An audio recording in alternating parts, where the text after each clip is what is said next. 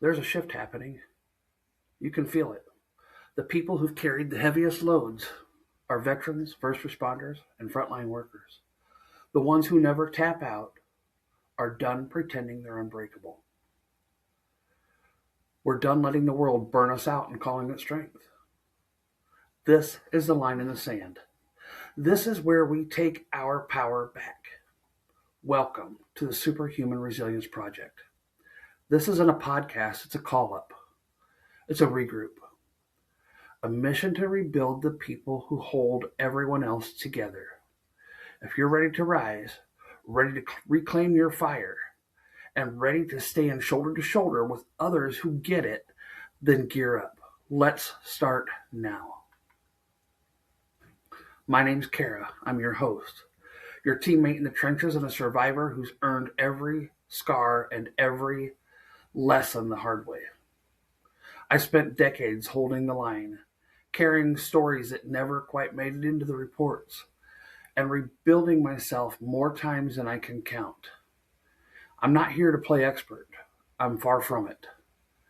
I'm here because I know what it feels like to break, rebuild, and come back sharper. The Superhuman Resilience Project isn't about pretending we're invincible. It's about leading from the truth of what we've lived through and refusing to let the world define our limits. If you're ready to rise with people who get it, you're in the right place.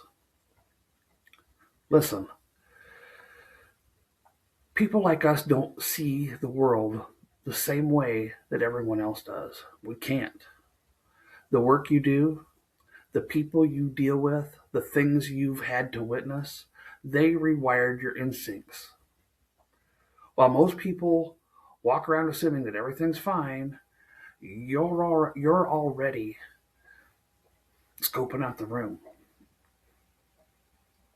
clocking the tension, tracking the exits, and picking up on things nobody else even registers. And it's not paranoia, that's earned awareness. And let's be real. You move through life carrying truths the average person couldn't handle for 5 minutes. You sit at family gatherings listening to conversations that feel small compared to what you lived. And you walk into public spaces already assessing risk. You love with depth, but you protect yourself with precision. You've seen humanity at its best and at its worst, and you still show up. That doesn't make you hardened, it makes you forged. So hear me clearly. There's nothing wrong with the way you see the world. You see it accurately. You see it through experience. You see it through survival. And in this space, you don't have to shrink that down or translate it for anyone. Here, your perspective isn't too much. It's the standard. It's the baseline. It's the reason you belong in this conversation and the reason this mission exists. There was a time that I believed I was the problem. Sometimes I still do. Even though I know now that I'm not broken, and I know this because I'm still here, because I'm breathing, living, and even though at times I still struggle, I remember that there is hope. After years of enduring hardships, some visible, most silent, I found myself questioning everything: my worth, my choices, even my capacity to feel joy.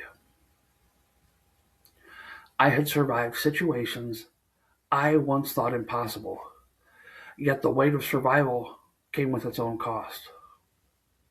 The path I walked wasn't easy, and while some might look at it and assume blame, they don't know my full story, and they don't know me. In the quiet moments, I felt hollow, sad, though I couldn't name the sorrow, afraid, though I couldn't trace the fear, detached from the world and from myself. I carried a sense of unworthiness that made love, loyalty, and companionship feel like distant dreams, things I did not deserve. The toll of time and experience hardened me, and I began to believe that maybe I deserved the isolation, that maybe I had become the very thing I feared. For a long time, I thought surviving meant staying silent. I treated my trauma like armor, heavy, invisible, and welded to my skin. I did what I was supposed to do. I smiled on cue, I showed up, and I handled business. On the outside, I looked solid. On the inside, I was coming apart thread by thread. And when it gets too loud, too heavy, too close to the truth, I hid. I hid so no one else could see that the pillar of strength was cracking. I hid so that they wouldn't catch the chaos in my head or the storm happening in my chest. The coping skills I had leaned on weren't skills at all, they were shields. Numbing, avoiding, pretending. I called it strength, but in actuality, it was survival on fumes. Real strength isn't white knuckling your way through the pain. Real strength is choosing to heal when every part of you is used to bracing for impact. It's choosing a different path even when the old one feels familiar.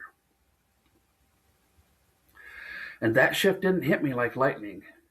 It came in quiet moments. When someone finally saw past the mask.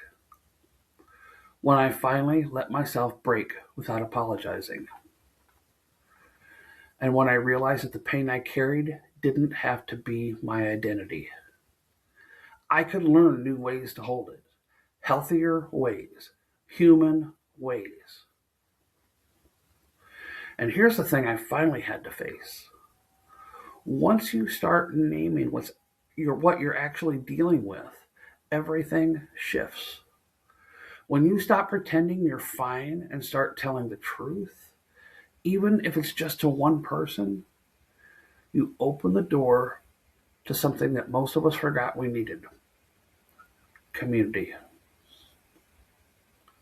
Not the thoughts and prayers kind, not the stay strong kind. I'm talking about real community.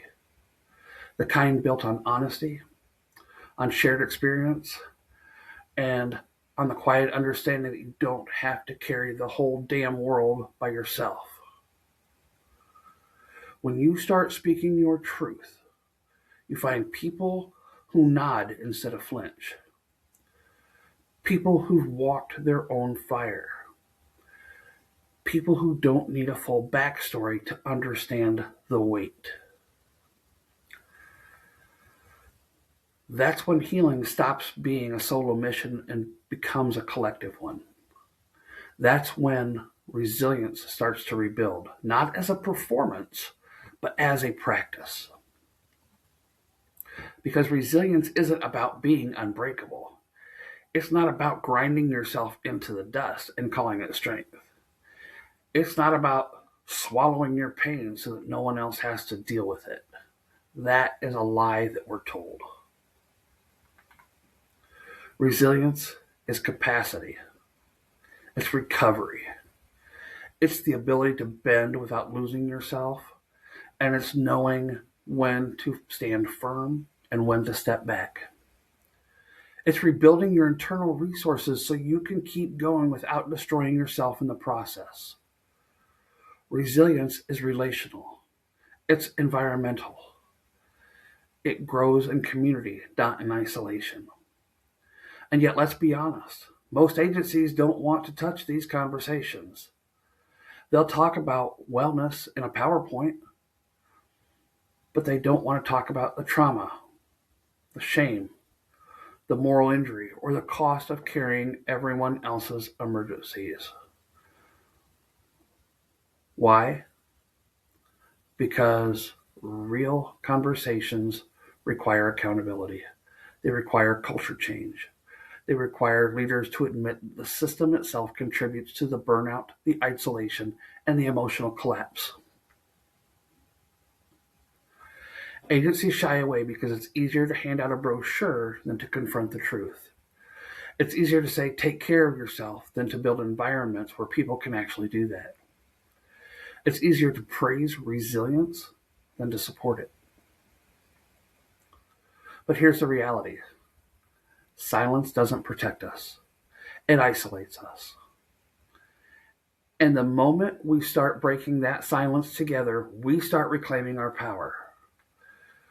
We start rebuilding resilience in a way that's sustainable, that's human, and that's honest. This is another reason why this project exists. This is why these conversations matter. Because the people who hold the line deserve more than survival. They deserve community. They deserve truth. They deserve a path back to themselves. And that's where our mission comes in. Because once you understand to stop hiding from your story, once you start seeing something clearly, you'll understand that none of us were meant to do it alone. Healing isn't a solo sport. Resilience isn't built in isolation. It's built in community, real community. The kind forged through honesty, shared experience, and the courage to stop pretending. And that's exactly why this project exists. Because people who hold the lines, the ones who run toward the things everyone else runs from, the ones who carry the weight of other people's worst days, they deserve more than survival. They deserve spaces where their truth isn't minimized or judged, where their humanity isn't negotiable, and where their resilience isn't taken for granted. This isn't about fixing people. This isn't about slapping on a sticker and saying that you're not broken. This is about reclaiming what resilience actually means. Not about being unbreakable. It's about being supported. It's about having the capacity to recover, reconnect, and rebuild without losing yourself in the process. And if agencies shy away from these conversations, it's because real conversations require real accountability. They require leaders to admit the culture needs to change. They require systems to evolve. And that's uncomfortable. But discomfort is where transformation starts. So here's the mission: clear, unapologetic, non negotiable. To build a community where truth is honored, humanity is protected, and resilience is rebuilt from the inside out. To create a space where people who carry the heaviest loads finally have room to set them down. To challenge the silence, rewrite the narrative, and to lead a movement that refuses to let strength be defined by suffering. This is a Superhuman Resilience Project, and we invite you to be a part of it. I want to stress to you that what you are feeling does not mean you are broken. When you have lived through enough chaos, when you have lived through enough unpredictability, enough moments where everything changed in a split second, your brain doesn't just move on. It rewires itself to keep you alive. And that rewiring shows up in the ways most people will never understand. Your brain learned to scan for danger because the danger was real. It learned to read micro expressions because your safety depended on it. It learned to stay alert, to stay steady, and to stay braced because you didn't always get a warning before the next hit came. That's hypervigilance. It's not weakness. It's not paranoia. It's survival. Your brain became a high-powered threat detection system because the environments you walked into demanded it. The things you witnessed, the people you dealt with, the situations you had to navigate, they trained your nervous system to stay on guard. And when you live like that long enough, the on switch gets stuck. So when you walk into a room and immediately clock the exits, you pick up tension before anyone else notices. And when you feel a shift in someone's tone before they even finish their sentence, your body reacts before your mind has time to explain why. That's not you being dramatic. That's your nervous system doing exactly what it was trained to do. But here's the part no one tells you. A brain that learned to survive can also learn to recover. A nervous system that adapted to danger can adapt to safety once it finally has the tools. And that's where the community comes in. That's where truth telling comes in. And that's where resilience rebuilds. Not as toughness, not as endurance, as capacity. Because resilience isn't about staying hypervigilant forever. It's about teaching your system that it doesn't have to live in that state anymore. It's about giving your brain new evidence. Evidence that you're not alone, that you are supported, and that you're allowed to exhale. This is the work. This is the mission. Not to erase what you've lived through, but to honor it. To help your brain and body learn that they don't have to fight every second of every day. As we step into this journey together, I want you to hear me clearly. You don't have to keep carrying all of this alone. Not here, not in this space. You were trained to be superhuman, and here you can just be human. This project is built for people who've walked through fire, adapted to survive, and now are ready to rebuild with intention, community, and truth. Every week, we're bringing you conversations that matter, stories that cut through noise, tools that help you reconnect with yourself, guests who bring raw honesty and lived experience, and professionals who are pushing for real change.